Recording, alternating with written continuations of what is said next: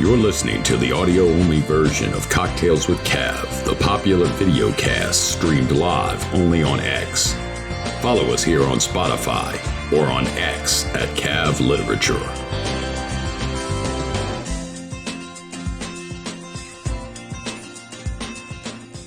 Oh, what a wonderful Thursday, ladies and gentlemen. Welcome to another great Cocktails with Cav show. Tonight we have an incredible guest. She's not only a great author, but also an incredible literary reviewer with her website, Cobbett's Literary Rise. And she also holds an indie author competition every month that you're going to want to stick around and hear about. Please hit that like button, hit the notification bell so you never miss one of our shows. And please repost the shows so more people can get to know these incredible indie authors, entertainers, and artists that we have as guests on the show. A little housekeeping. Please check the links in the description of the show and visit those after the show to follow the guests' work. And by all means, please consider supporting the show. We're having a great time, I'm telling you. So please, hope you have a good cocktail. Sit back, relax, and help me welcome to the stage the incredible author and reviewer, M.G. Cobbett. Oh, hey, Michelle, I am so glad you could finally join us here on Cocktails with Cav. How you doing in beautiful Wales today? Wales is actually, for a change, sunny. And usually in Wales here it's raining. Wales, is that in England? No, oh, dangerous ground there. That was rocky ground. I stole the joke already, I'm telling you. But golly, no, I tell you what, and for those who don't know in the audience, Michelle is just one of the first really good friends I've made on X. She's an incredible member of the writing community online, and just a wonderful person to engage with and talk with. And but she's also an incredible author as well as reviewer. And you do a lot of great work, Michelle. You work really hard. And I tell you what, a lot of people have told me they've appreciated it, and heck, I appreciate it. That's for sure. So I'm glad.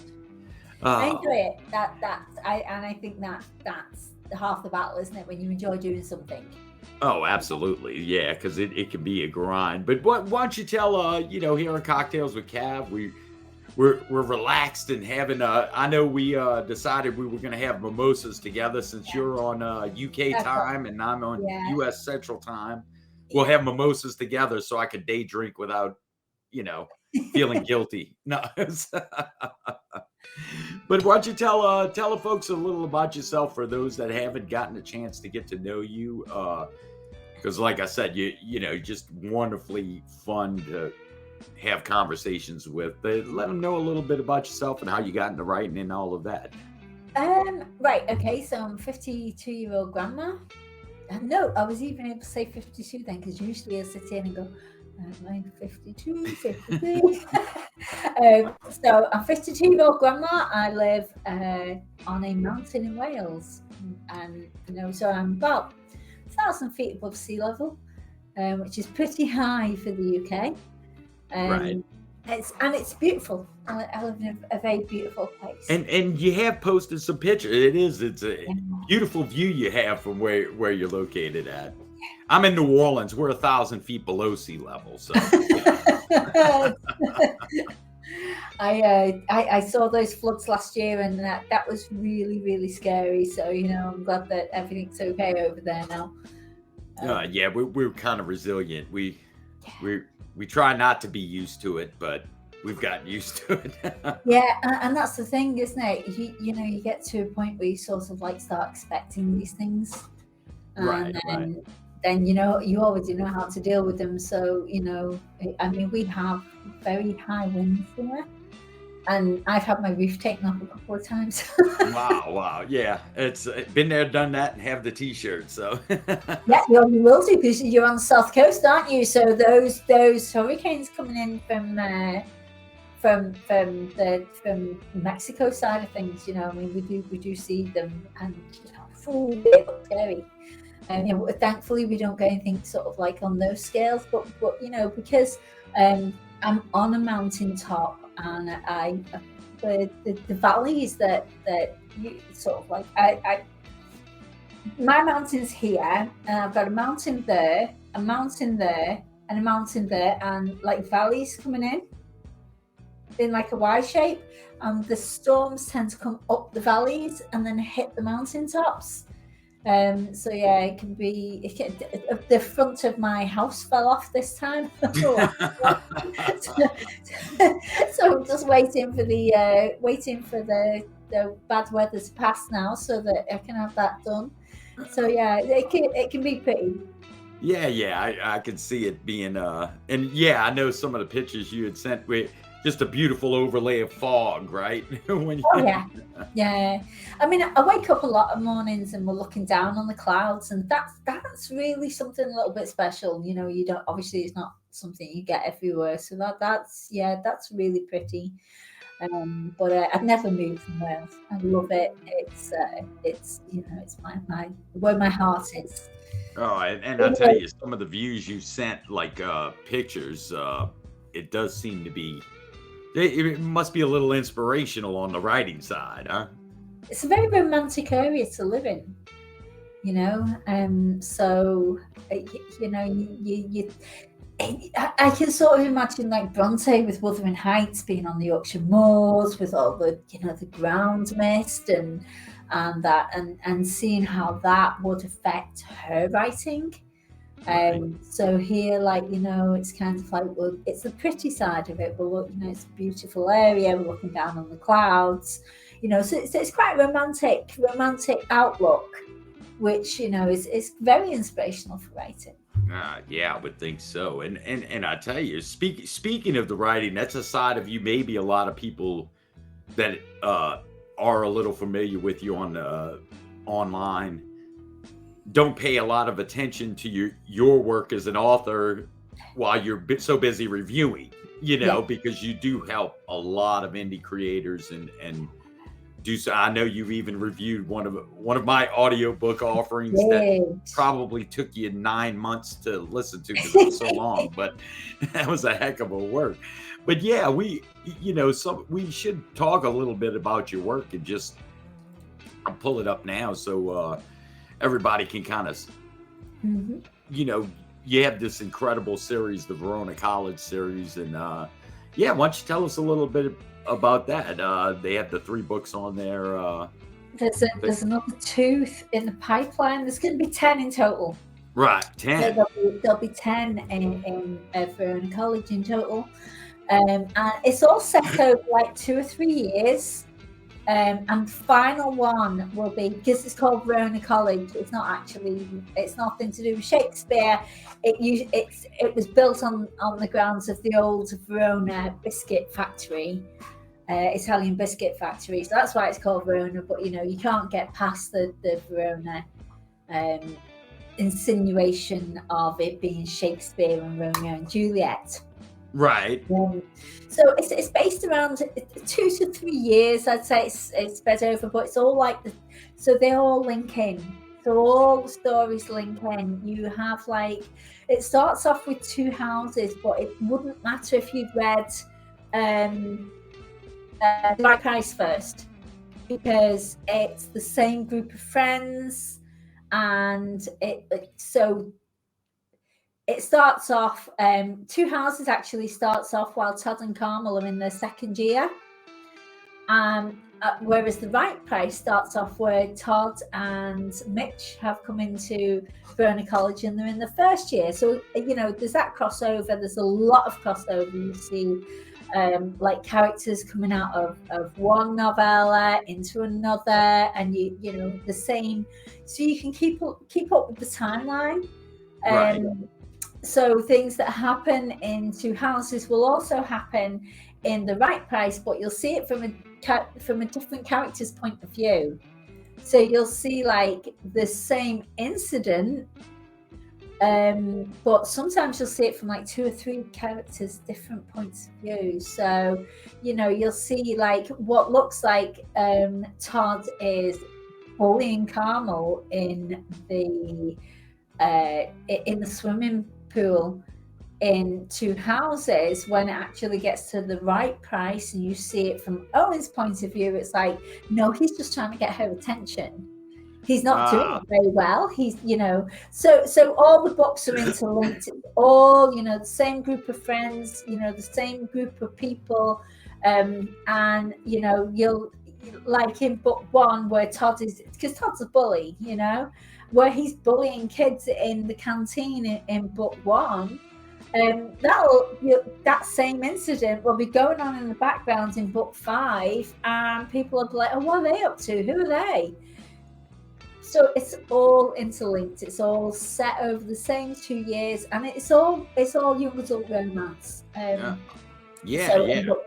it's some very, very good stories, and I know we would definitely be looking forward to all of it. 10 in total, huh? 10 in total. Yeah, that's wonderful, though, and they're all, of course, available on Amazon. And you do, through your other work, just have a wonderful website going, so and that'll be available for the folks in the audience. Please, definitely give Michelle a follow and go check out her links on her work. And my author website is available through cobbettsbooks.co.uk, and it'll be mgcobbett.co.uk, but I'm having a little trouble linking up the DNS at the minute. So yeah, when that's all done, mgcobbett.co.uk.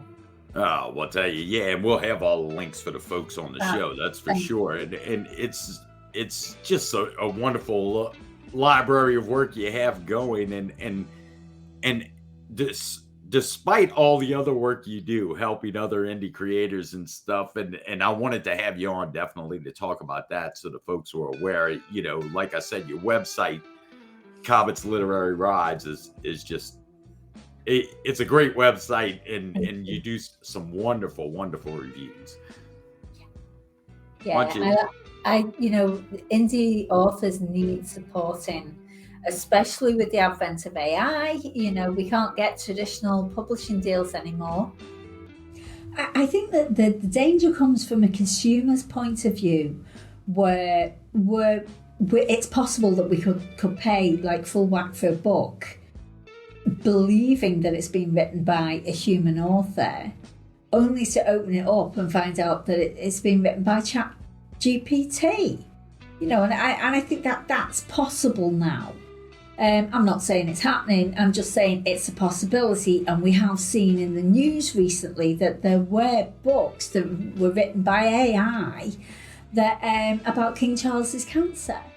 Yeah, and I tell you, we have a lot of discussions about that with different creators. Not only I think in the author world, but art and screenwriting and you name it.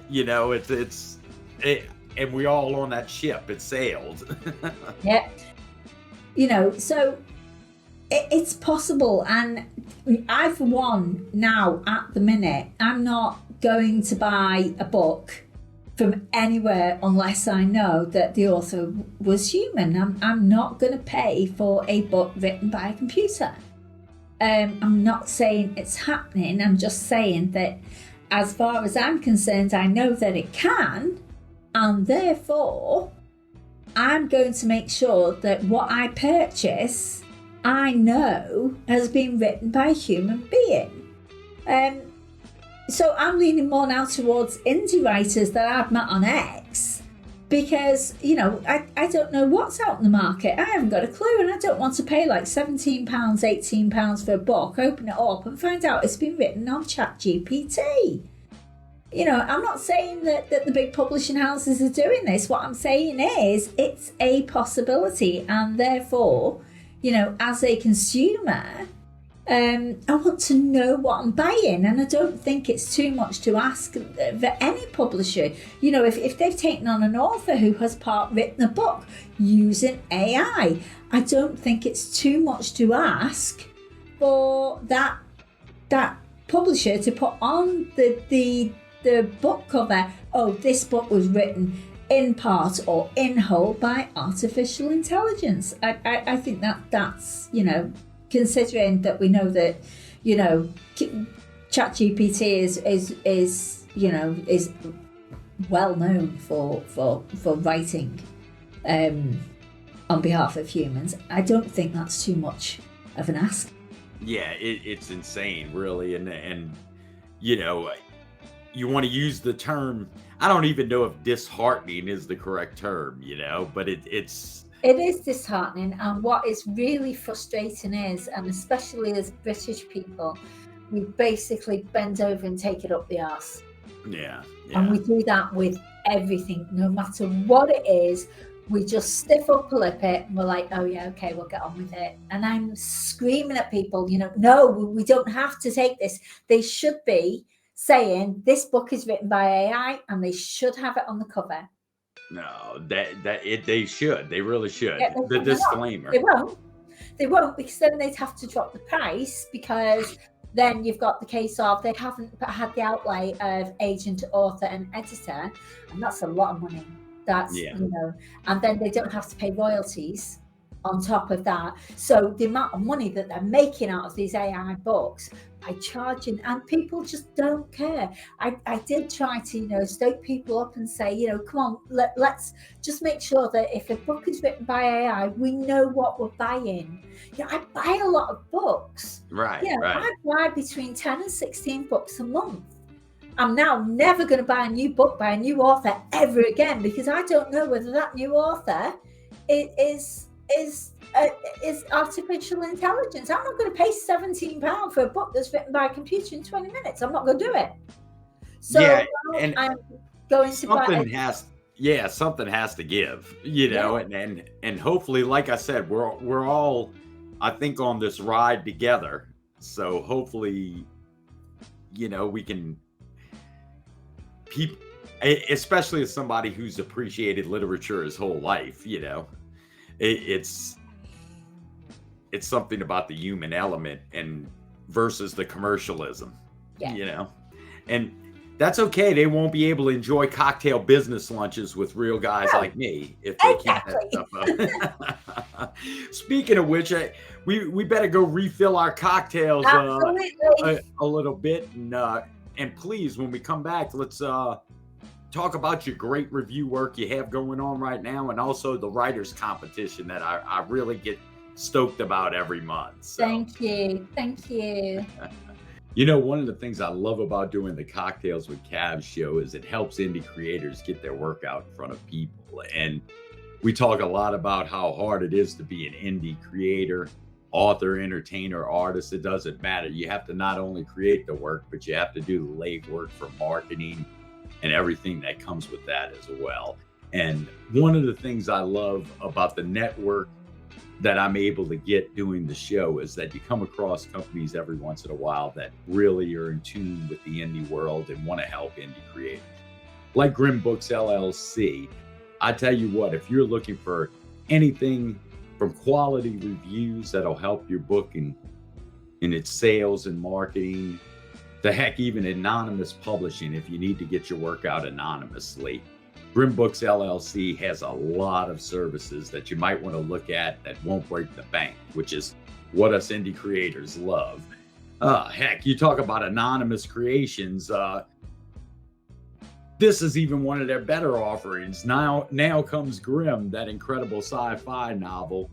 I tell you what, I've interviewed the author on the show and I still don't know what he looks like. So, but you really, please, ladies and gentlemen, if you're looking to take a little off your plate as an indie creator, go check out Grim Books LLC. You can find them on X at Grim Books LLC. Michelle, I tell you what, did you refill your mimosa? Because these things are... Oh, yes. Yeah, I've now got vodka and tonic. Yeah. You switched on me on the refill. I switched.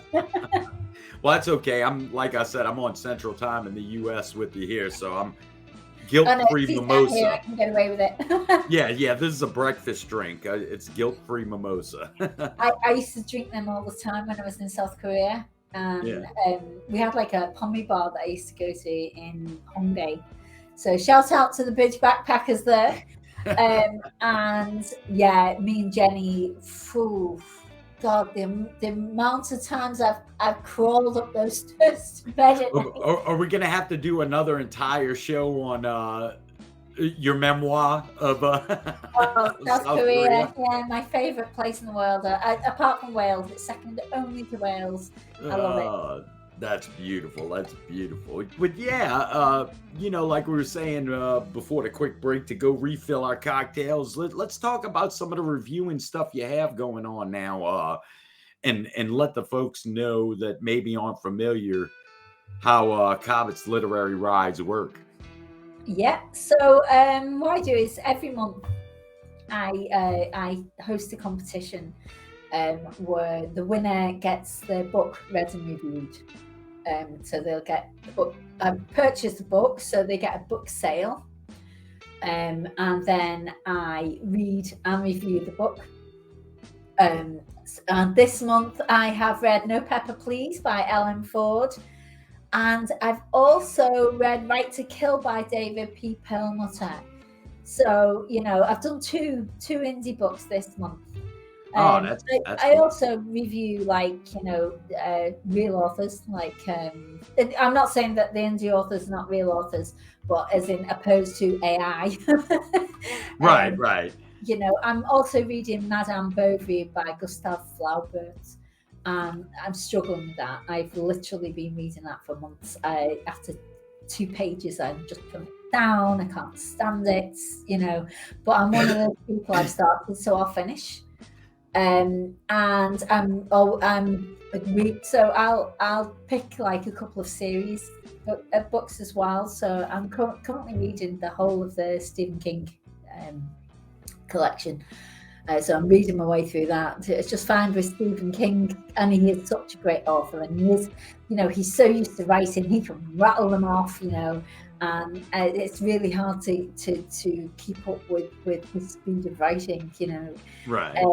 But the other series, now I'm rereading it, it's J.R. Ward, the Black Dagger Brotherhood series. And if anybody who knows me will know that she's my favourite author, and I absolutely love the Black Dagger Brotherhood series, and it wouldn't matter how many times I've read it, because I'll read the whole collection again now and then start again.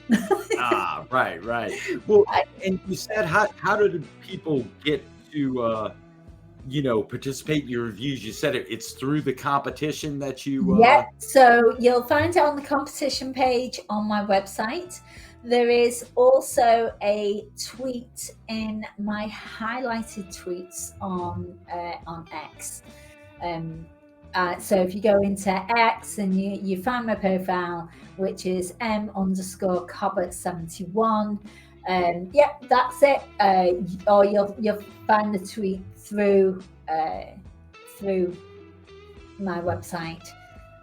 It will always be in my highlights, and it will always be on the website as well. Oh yeah, and that's awesome. So yeah, you indie authors out there, as creators, look, it's a wonderful opportunity, I tell you, because not only is Michelle thorough, which I can attest to, she she really does make it a point to give viable constructive criticism, viable praise when it's needed, and it's really, really helpful for indie creators, obviously. And so yeah, please go definitely check that out on Michelle's highlights on X, as well as wherever she posts on her website, cobbettsbooks.co.uk. It's wonderful stuff you got going on, and like I said, ladies and gentlemen, Michelle works very, very hard. Right. Obviously. So, but I know I've had a few authors say that after I've done the review, and because not only do they get the review, there's a package that comes with the competition winner, as you know. So it's you get the read the review, so you get a sale on your book, you get an interview with from Green Hills, which is now Green Hills Chats, isn't it? Also, hopefully, coming up, you will have an interview with cocktails with Cav. So get your bottles ready, and yeah. So and then you get a regular plug, either weekly or if I'm not here for Sunday, then it'll be every other week. But it's a regular plug that you get probably every week, every fortnight on X.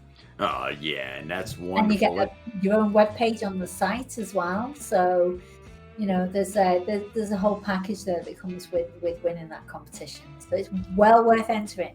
Yes, it is, and I tell you, Michelle and I had talked. I'd love to have the authors on as guests on Cocktails with Cav, so we could follow up on your wonderful reviews and all your other work. But well, Michelle, I tell you, I cannot thank you enough for taking the time to come on Cocktails with Cav and having a mimosa, and then later on a different drink where you snuck off. If I get done. But that's wonderful. But ladies and gentlemen, please give Michelle a follow on X. She's at mcobbett71, but all her links will be on the show descriptions, and just please go give her check out that competition that she holds, and like she said, it's on her highlighted tweets as well on X. So please go check that out. Did we miss anything, Michelle? Anything else you want to plug? Follow Frenzy. That's the only thing we've missed, and I think that's really, really important, because the reason that people do lists on X is they will list people who are likely to follow you. Mm-hmm. Yeah. So if I see a list, I will go straight through it, and it doesn't matter where the list is. I'll go straight through it, because those people are likely to follow back and interact. That's why they get listed. Yeah. Right. So every Friday, or as often as I possibly can, I do what I call the Friday Follow Frenzy, where I list about 40 people in a list. I shape the lists up, so that they're different lists. But if you get yourself in on that, you're going to have, and all you need to do to get yourself on a Friday Follow Frenzy is interact with me somehow. You'll know if I've seen your interaction, because I will hit the heart and I will repost. Yeah, if I haven't hit the heart and I haven't reposted, give me a DM, or give me a nudge, because that means I haven't seen that. Because what X will do is they will only allow me to post so many times a day. And I don't know if you can imagine, I've got nearly 50,000 followers. Right. X has a habit of not allowing me to. It's like as if they wait for the last 100 or so, and then just nah, you're not having that. That's it. If you think I haven't seen you, haven't seen your interaction, give me a nudge.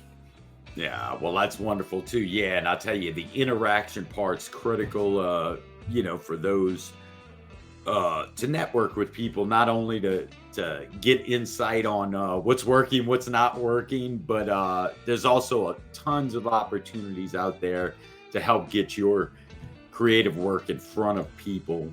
I've had people say to me, why do you follow people? Why do you get followed by people who are not writers and authors? And that's a very good question, and the answer is a lot of people read.